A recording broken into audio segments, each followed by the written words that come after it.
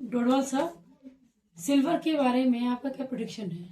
हाँ, ये आजकल मेजोरिटी ऑफ द पीपल के सामने दिखाई दे रहा है कि सिल्वर ने पिछले कुछ दिनों से बहुत हाइक मारा है। 2 गुना, 2.5 गुना, 3 गुना तक चली गई है पिछले साल 6 महीने के अंदर। और जनवरी 26 में तो और ज्यादा उसने 30 से 40% का हाइक मार दिया। लेकिन ये हुआ क्यों और फ्यूचर में इसके क्या एस्पेक्ट्स हैं? मल्टीपल रीजन है होने के लिए। सबसे पहली बात है कि सिल्वर को एक डिजिटल एसेट के रूप में देखा जा रहा है, चाहे वो चाइना हो, इंडिया हो, यूरोपीय यूनियन हो, अन्य कंट्री। क्योंकि डॉलर का डोमिनेंस हमें कम करना है, इसलिए गवर्नमेंट्स गोल्ड और सिल्वर को बाय कर रही हैं।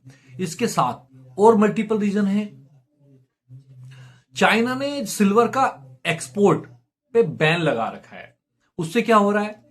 उससे हो रहा है कि सिल्वर का जो ओवरऑल, जो ग्लोबली सिल्वर का जो डिस्ट्रीब्यूशन नहीं हो पा रहा।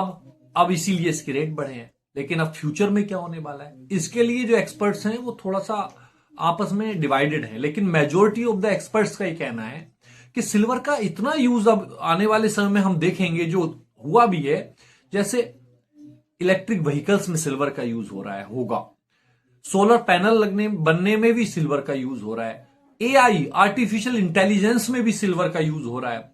5G के जो टावर्स लग रहे हैं, 5G टेक्नोलॉजी में सिल्वर का यूज हो रहा है। और एक एसेट के रूप में तो सिल्वर को हम सब देखते ही हैं। तो इस सबको ध्यान में रखते हुए डॉलर का डोमिनेंस को कंट्रोल करने के लिए सिल्वर थोड़ा सा वोलेटाइल तो हो सकता है कि कुछ प्रॉफिट बुकिंग हो।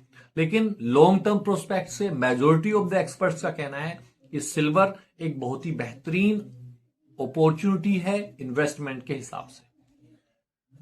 ठीक, धन्यवाद।